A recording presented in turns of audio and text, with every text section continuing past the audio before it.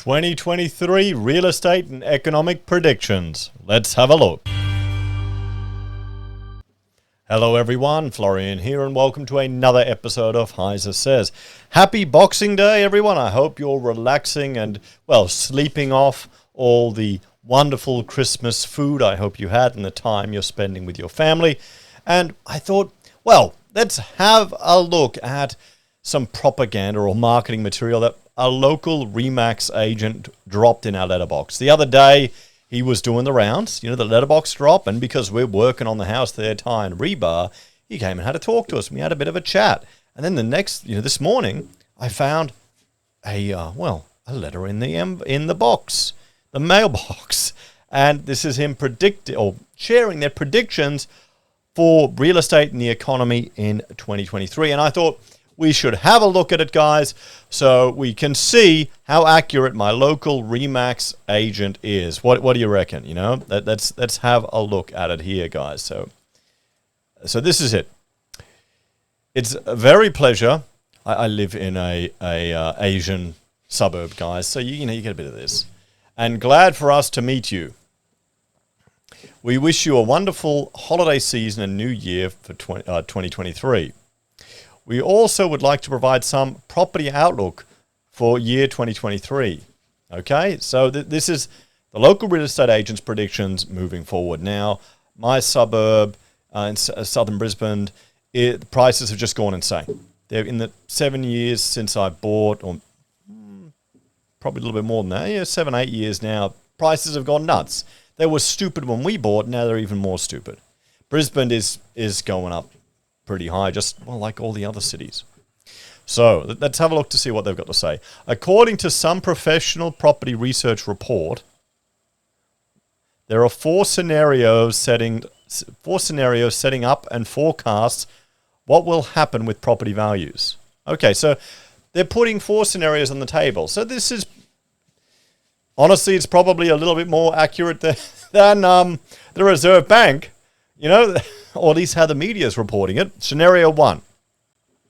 If interest rates peak at and no higher than 4%, inflation rate will peak at 8% and fall back to 5%. Unemployment rate will rise but stay at below 5%. So these are what we're saying here. They're saying interest rate will peak at 4%. And for those of you playing at home, the cash rate is 3.1% now. So they're saying 90 basis point increase to rates.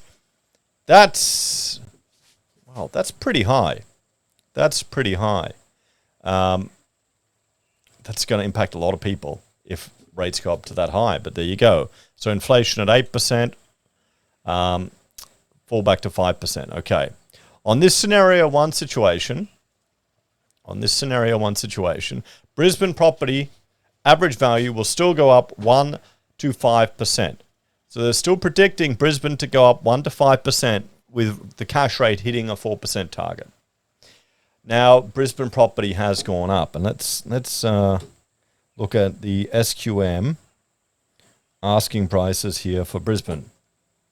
Let me just reload this page. And you can see here, look at that increase, guys, okay? We'll go 3 better just in 20... look, it's pretty much been flat since 2009, okay? It hasn't really moved much at all. It's slowly climbed up, but not by that much. And then now, it's just skyrocketed, okay? You've gone, in 2020, you could get a combined or 3 better, 600 grand. Just under 600,000, 570 grand, you get one. Now, for the same 3 better, you're looking at nearly $800,000. That's a big jump.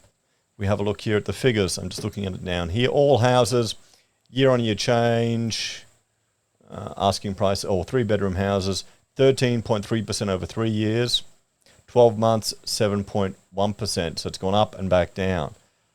But, there you go, 3 betters are down. $6,000 in the last week, asking prices. But look at that, guys. Even if we fall $200,000, we're still not going to be back at pre-COVID levels, back here. Okay? So even if property crashes, And that just means the insane juicing of the market from the COVID FOMO will disappear. So what are they saying about Sydney? Sydney average values will still go up 5 to 9%. So they're saying Sydney will still go up. Let's have a look at Sydney asking prices. And you can see here, similar thing. Sydney property has gone up and it's flatlined a bit, but it's been climbing for a lot longer than Brisbane. Okay, Brisbane's just shot up recently. It's gone nuts. People in Sydney and Melbourne have cashed out and come here, and we can see, you know, they're three bedders are 1.4 million. I mean, yeah, Sydney's insane. What about Melbourne? Same thing. Housing, even if we get a correction, even if it falls, even if it goes back down 20%, it's not going to be affordable, guys. I honestly don't think housing is affordable in Australia anymore for the average person. We're moving away from, well, that time in our history when housing could be a mechanism to remove the class divide. We're turning into Europe. Melbourne average property value will still go up 1 to 5%. I mean, look at these ranges, guys. This is why you don't make financial decisions based on this, I hope. Adelaide property average value will still go up 0 to 5, and Canberra will still go up -3. Well, that's not up. We'll go -3 to 2. Look at these ranges: 4% spread, 4% spread, 4% spread, from a loss of 3% to an increase of 2%. And if we're talking with inflation at 8% peak back to 5%, a lot of these are, well, a loss. There are still 3 other scenarios which will lead to different property value fluctuating. Please let us know if you would like to know or discuss further about the property market or any property. So there we have it, guys. Some interesting predictions from my local real estate.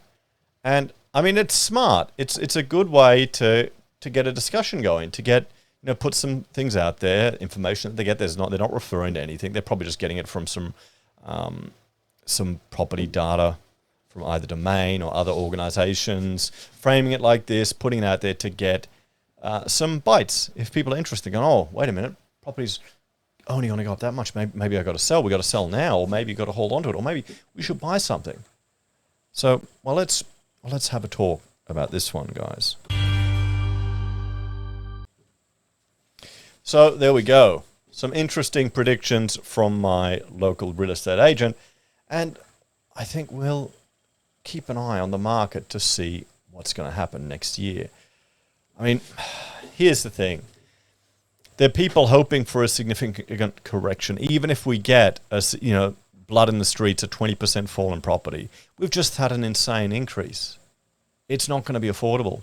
The people who couldn't afford property and were bitching and moaning in 2019 are still going to be bitching and moaning in 2023, even if property falls 20%.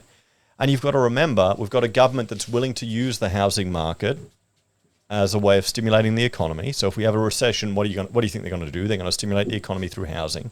You've got nothing improving supply of housing. Nothing at all is improving supply. You've got the legislation driving up the costs of new builds.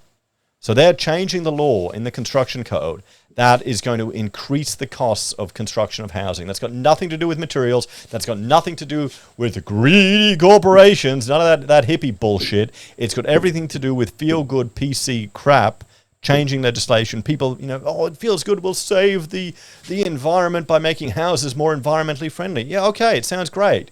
I got fed all of that at university. I understand it. But, well, here's the thing. That makes housing more expensive for the average person. So that means previous generations who could afford housing now no longer can. Okay, you're making housing more of a luxury item. They're just going to have to stay renters. So what would you rather? Ideologically, what would you rather? Would you rather see people have private home ownership, control of an element of their life, some greater stability, something that will grow in value throughout their time and make it easier for Australians to attain that goal by limiting the cost that you're artificially imposing on it? Or do you want to, for ideological reasons, intervene in the market for housing to inflate the costs for another good? You think it's better to have more people stay as renters, keep them down and poor, where they don't have that security, they don't have that capital growth, but you're slightly reducing the carbon footprint of housing if people happen to use air conditioning a little less, we'll have to see if that happens. I mean, that's almost a research paper to look at the psychological difference of having all these legislative requirements on building and if they actually make a difference to people's usage. It's like people putting solar panels everywhere, then they will drastically increase their electricity usage. They'll use more. They'll use air conditioning more. They'll use this more. So in the end, it's kind of a net negative because they're burning more fossil fuels when their panels, well, don't last as long, don't provide enough power, and don't meet their needs. But those are, more complicated issues that the average punter doesn't really want to think about, I suspect. So guys, have a happy Boxing Day. Enjoy it. Let me know what you think about these predictions. I mean, they're a bit all over the place. Hey, but that's how it is. We'll have to see. I honestly suspect we're going to see, if anything, a stalling market. Maybe you'll have relative falls due to inflation, but there's going to be enough support in the market with increased international demand, reduced supply due to builders going under with the construction apocalypse, and, hardwired cost increases due to legislated construction requirements. They're just three things as well. And then you've got people just not selling if they don't have to, and they'll do everything they can to keep in their houses. So guys, take care. Have a great day. And thanks for watching. Check out my other channels, HeiseBim and HeiseSays International, if you want to support us. And, if you want to support us as well, you can financially through YouTube or Patreon, using our referral links, buying our pocket squares, or calling us if you need an architect. Take care, everyone. Have a safe, festive holiday. Now it's the run-up to New Year's. It's kind of this funny week that's not a week. Do you go back to work? A lot of people don't. You're relaxing, you're sleeping. Read some of those books. Check out the video I did the other day about 5 books to read.